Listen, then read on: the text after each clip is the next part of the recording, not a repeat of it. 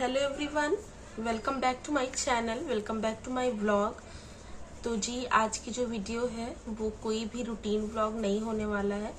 कुछ चीज़ें हैं जो मुझे लगता है कि अगर मैं यूट्यूब पे हूँ और एक छोटी सी 5000 की फैमिली है हमारी, तो कुछ चीज़ें हैं जो आपको पता होनी ज़रूरी है, आपको पता होनी चाहिए।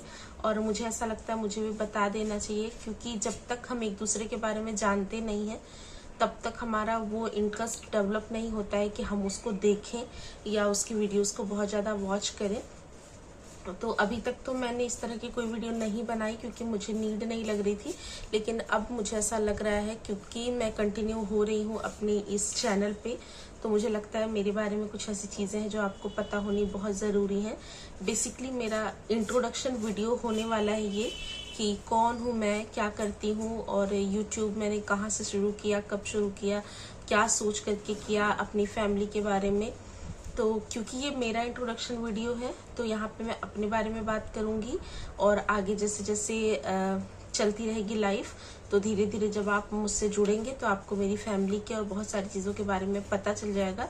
फिलहाल आज मैं अपने बारे में बात करने वाली हूँ और आपको अपना पूरा परिचय देने वाली हूँ कि मैं कौन हूँ और यूट्यूब पे वीडियोस बनाने का मेरा पर्पस क्या है। तो देखिए, मेरा नाम है निधि त्रिपाठी। मेरे हस्बैंड का नाम है आशुतोष त्रिपाठी। मैरिड हूँ मैं, आपको पता ही है। मेरे 2 बच्चे हैं।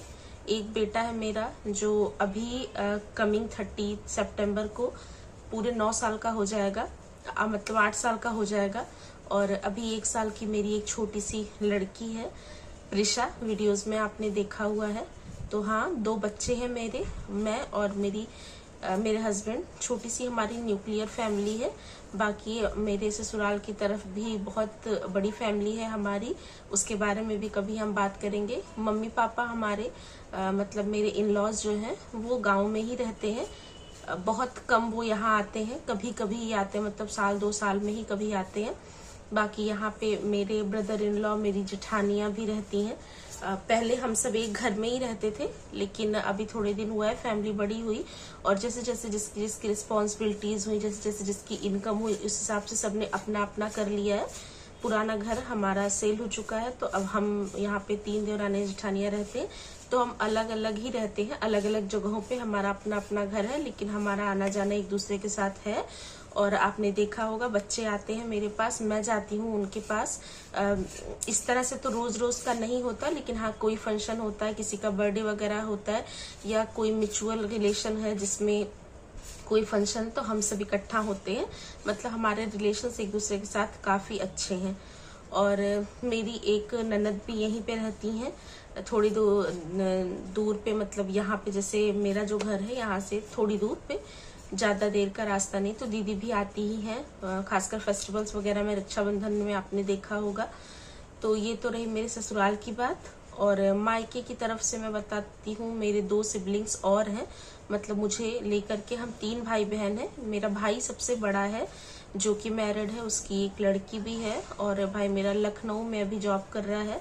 मेरी एक सिस्टर है, उसको भी आपने पुराने वीडियोस में देखा होगा, मेरे से छोटी है वो, 8 साल की। उसकी शादी पे अभी फिक्स हो गई है, एंगेजमेंट की वीडियोस भी आपने देखी होंगी। लॉन्ग तो मैंने नहीं बनाई है, शॉर्ट वीडियो में मैंने इंक्लूड करा है। तो आने वाले टाइम पे कुछ ही दिनों में, कुछ ही महीनों में उनकी भी शादी हो जाएगी। तो ये रहा मेरे मायके का। मम्मी पापा मेरे मायके में है। मेरे मायके जॉइंट फैमिली है, चाची चाचा हैं, दादा दादी मेरे नहीं हैं। ससुराल पक्ष में मेरे सास ससुर भी भगवान की दया से अभी ठीक है, सब कुछ है। और अब बात करती हूँ मैं अपनी मेरे एजुकेशन की। तो मैंने पीजी कर रखा है, एमएससी कर रखी है जूलॉजी से, और शादी के बाद मैंने यहाँ गाजियाबाद से बीएड भी करा है। और उसके अलावा कुछ डिप्लोमा कंप्यूटर के कोर्सेज के जो सर्टिफिकेट्स हैं, वो सारी चीज़ें भी मेरे पास हैं। और अभी मैं हाउसवाइफ हूँ, मैं कोई जॉब अभी नहीं कर रही हूँ। फिलहाल तो यूट्यूब पे अपना करियर आजमाने की कोशिश कर रही हूँ, तो इस पे मैं थोड़ा कंटिन्यू हूँ। तो देखिए क्या होता है। अभी मेरा चैनल जो है वो अर्निंग नहीं कर रहा है, लेकिन अगर आप लोग का प्यार और सपोर्ट बना रहा तो आगे आने वाले कुछ दिनों में ये चैनल भी मोनेटाइज हो जाएगा। तो टचवुड अर्निंग यहाँ से भी शुरू हो सकती है मेरी, बाकी जैसा भी होगा वो देखेंगे। तो जैसे हम किसी को देखते हैं ना, तो सबसे पहले हम यही सोचते हैं कि हम मतलब ये वीडियो बनाने का दिमाग में कहाँ से आया है क्या भी। तो बात है 2018-19 की, जब मेरा बेटा हुआ था आरू। तो वो बहुत छोटा था। तो जब हम न्यूली माँ बनते हैं ना, तो हमें बहुत सारी चीज़ों के बारे में पता नहीं होता है। तो कुछ कुछ चीज़ें ऐसी होती जो मुझे नहीं समझ आती। तो गूगल का ट्रेंड क्योंकि बहुत टाइम से चल रहा है, तो उसको हम तुरंत सर्च करते हैं और तुरंत देखते हैं कि ये चीज़ कैसी है। तो मैं भी यही करती थी। कुछ भी होता था तो मैं उसको तुरंत गूगल पे, यूट्यूब पे डालती थी और उससे रिलेटेड वीडियोस देखती थी। तो उस टाइम पे मुझे बिल्कुल भी पता नहीं था कि जो है यूट्यूब से पैसे वगैरह भी आते हैं। तो ऐसे हो गया, धीरे धीरे टाइम बीतता गया, 2 साल 3 साल।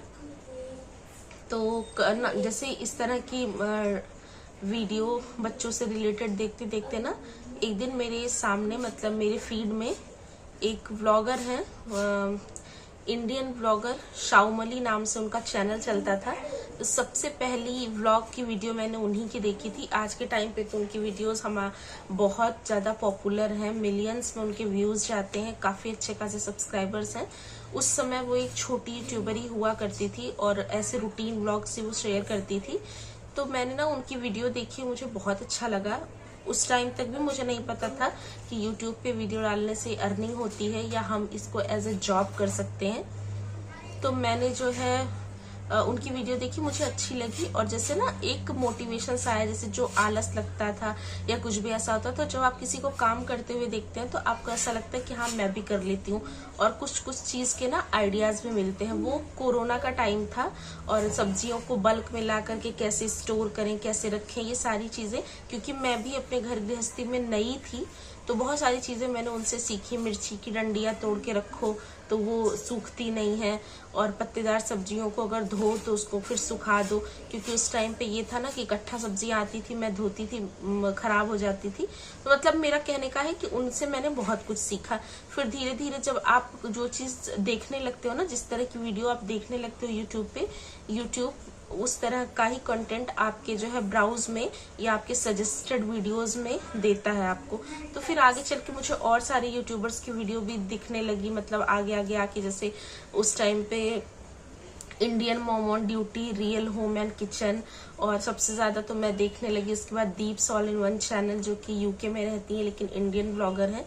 तो उनका चैनल मैं देखती थी, मुझे अच्छा लगने लगा। फिर धीरे धीरे ना मैंने इस बारे में सर्च करना शुरू किया। तो मुझे पता चला, अपने आप से ही मैंने पता लगाया कि अच्छा यूट्यूब पे ये वीडियोस जो डालते हैं तो इससे पैसा मिलता है। तो मुझे ये नहीं पता था कि इसके लिए चैनल मोनेटाइज करना पड़ता है या इतना ज़्यादा काम करना पड़ता है, और एक लंबा प्रोसेस होता है यूट्यूब की वीडियोस का भी, तब जाके अर्निंग होती है। मुझे ये लगा चलो वीडियोस डालने से पैसे मिल जाते हैं। तो मैं उस टाइम पे ही सोच रही थी कि मैं भी छोटे छोटे से वीडियो इस तरह से डालती रहूँगी। तो मैंने जिस टाइम सोचा, तो वही है ना कि हर चीज़ का एक समय होता है, समय रहते ही आप काम कर सकते हो। अगर आपका वो टाइम नहीं है तो आप वो काम नहीं कर पाओगे। तो आरू मेरा धीरे धीरे करते करते ऐसे 2 साल का हो गया, 2.5 साल का होने वाला था। तो हमने ना कुछ चेंजेस मतलब नोटिस किया, ऐसे कि आरू बोलता नहीं था, मतलब मेरा जो लड़का है वो बोलता नहीं था। इसके एज ग्रुप के जो बच्चे थे वो बात करते थे, आरू बात नहीं करता था और बोलता नहीं था। तो फिर वो लेकर के हम डॉक्टर के पास गए। इसको कुछ लोगों ने कहा कि ये बोल देगा, टाइम आएगा आगे तो बोलने लग जाएगा, कुछ बच्चे लेट बोलते हैं, और फैमिली में से भी। लेकिन कुछ लोगों ने कहा कि नहीं, आपको डॉक्टर को दिखाना चाहिए। मेरी मम्मी ने नोटिस किया, मेरी सिस्टर इन लॉ लोगों ने नोटिस किया। तो मुझे लगा चलो ठीक है, एक बार मैं डॉक्टर को दिखा देती हूँ। तो हम डॉक्टर के पास गए। तो डॉक्टर ने बोला कि आगे चल के ये बोल तो सकता है लेकिन मे भी लेट हो जाए, तो आप इसके लिए स्पीच थेरेपी का देख लो, कि आप इसको स्पीच थेरेपी करा लो तो ये बोलने लग जाएगा। तो फिर उसके बाद से हमने इसकी स्पीच थेरेपी स्टार्ट करी। तो उसमें बहुत सारी चीज़ें थी जिस पे घर में हमें इसके साथ टाइम स्पेंड करना था, बहुत सारी चीज़ों की प्रैक्टिस करानी थी। डॉक्टर ने कहा जितना ज़्यादा आप इसके साथ बात करोगे, इसको इंगेज करोगे, उतना जल्दी ये सोशल होगा और ये बात करना, बोलना शुरू करेगा। तो फिर वहाँ से मेरा दिमाग बिल्कुल हट गया कि मैं वीडियो बनाऊँ या कुछ भी। फिर हमने इसके ऊपर काम करना शुरू किया, आरू के ऊपर। तो हमने इसको स्पीच थेरेपीज दिलाई, मैं उसमें बिजी हो गई। धीरे धीरे करके 3 साल का हो गया और उसके बाद फिर ये इसको वहां से फिर हमने घर भी शिफ्ट कर लिया। उसी टाइम पे एक ऐसा टाइम आया जब वो था ना, बहुत ज्यादा दंगे और ये सब चलने लगे थे, तो फिर हमारा घर भी सेल हो गया वहां पे। उसके बाद से हमने नया घर परचेज किया, फिर मैं यहाँ आ गई। उसके बाद आरू स्कूल जाने लग गया, स्कूल जाने लगा तो घर आके फिर उसको पढ़ाना, बहुत सारी चीजें थी। लेकिन इन सब की चीज बीच में जो एक चीज थी जो नहीं छूटी थी, वो ये था कि मेरा रूटीन व्लॉग्स देखना। मैं ना एडिक्ट हो गई थी रूटीन व्लॉग्स देखने के। तो ऐसा था ना कि कुछ भी रेसिपी नहीं समझ में आ रही है या कुछ भी नहीं समझ में आ रहा, तो मैं तुरंत इन ब्लॉगर्स की वीडियो देख लेती थी। और फिर देखते देखते ना मुझे जैसे ग्रोसरी शॉपिंग की वीडियो अच्छी लगने लगी, मेकअप से रिलेटेड वीडियो अच्छी लगने लगी, ऑर्गेनाइजेशन से वीडियो अच्छी लगने लगी। मैं वीडियो बना तो नहीं पाती थी, लेकिन मैं रेगुलर वीडियोस वॉच जरूर करती थी। और ऐसे करते करते करते करते बहुत टाइम बीत गया। फिर आरू जो है स्टेबल हुआ, इस घर में मैं आई, तो यहाँ पे फिर आरू स्कूल चला जाता था। पहले तो वो 12 बजे आता था जब वो प्ले ग्रुप में और LKG में था, मतलब नर्सरी में था। उसके बाद फिर इसका टाइम बढ़ा, ये 2 बजे आने लगा। तो बहुत सारा टाइम मेरे पास होता था। मैं सुबह काम कर लेती थी, उसके बाद इसके बीच में ना बहुत सारा टाइम मेरे पास रहता था।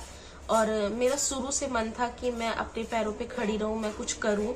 लेकिन मेरे साथ प्रॉब्लम ये थी कि एक तो शादी कम उम्र में, मेरी कम उम्र में क्या मतलब जैसे आजकल तो 30-30 साल में होती है, तो उतना लेट नहीं हुआ था। 23-24 साल की एज में मेरी शादी हो गई थी।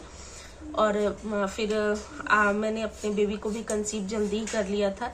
तो छोटे बच्चे को छोड़ करके मैं नहीं जाना चाह रही थी, और मैं जाती भी कैसे। मैं इस चीज की बिल्कुल भी सपोर्ट में नहीं हूँ कि किसी नैनी या कहीं किसी के भरोसे आप छोड़ करके अपने बच्चे को जाओ।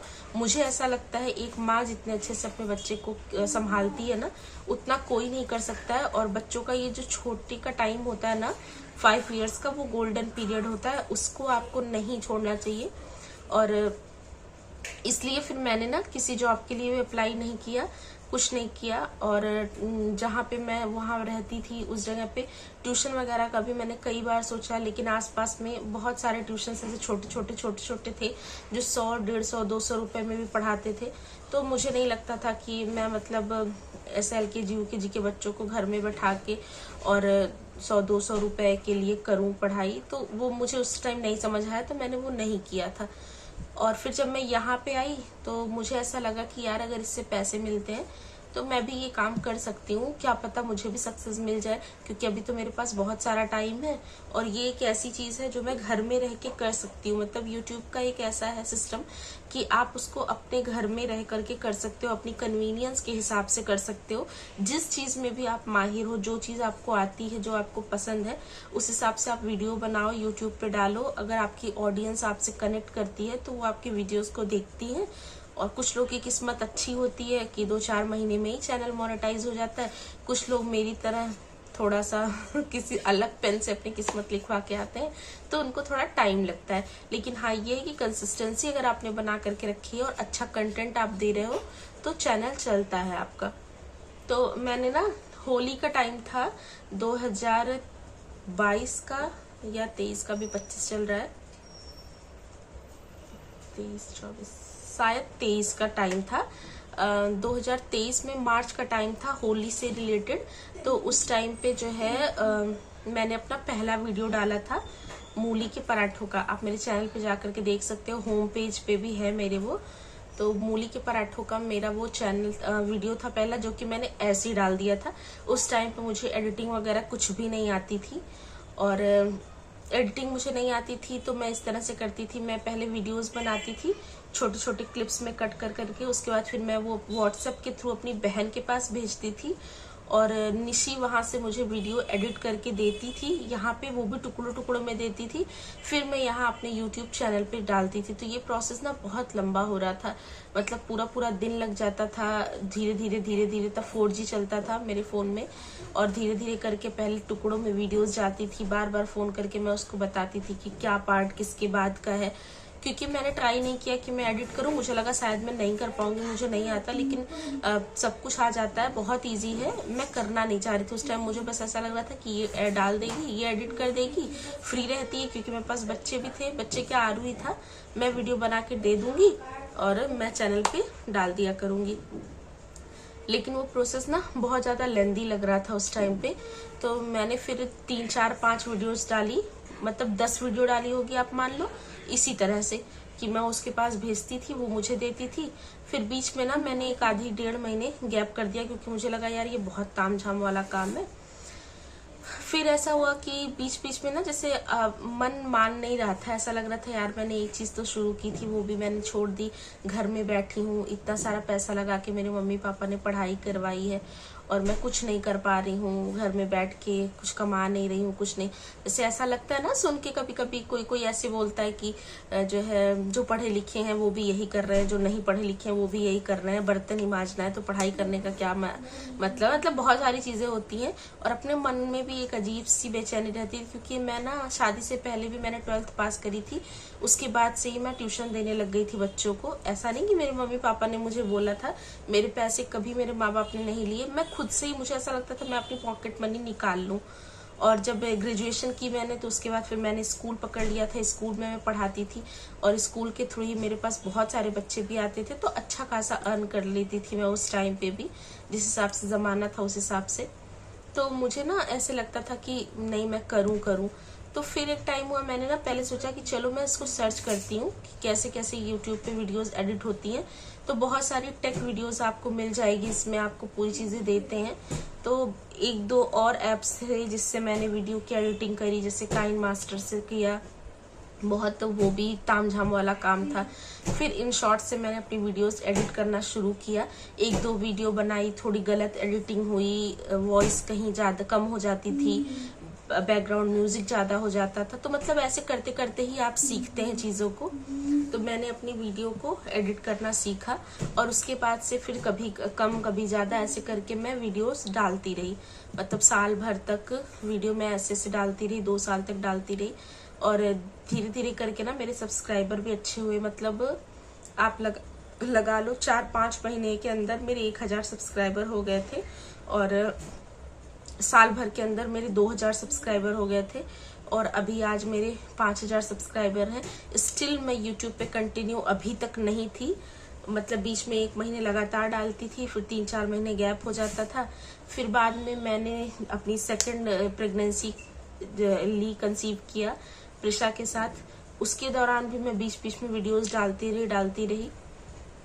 तो अभी का टाइम है, अभी भी चैनल मेरा मोनेटाइज होने वाला है, हुआ नहीं है। और देखिए मैं सोच रही हूँ कि अगर हो जाए तो अच्छी बात है, क्योंकि काफ़ी टाइम से मैं इस पे मेहनत कर रही हूँ, बहुत ज़्यादा काम कर रही हूँ, यही सोच करके कि ये मेरे लिए सबसे अच्छा है कि मैं अपने बच्चों के बीच में रह करके अपनी फैमिली का ध्यान रख करके अगर ये काम कर पाऊँगी तो मेरे लिए बहुत पॉसिबल हो जाएगा। अदरवाइज आपको पता है 10-12-15 हज़ार की नौकरी कहीं नहीं गई है। एक प्राइवेट स्कूल पकड़ लो, 7-8-10 हज़ार रुपये मिल जाते हैं, 2-4 ट्यूशन ले लो, आराम से मिल जाता है।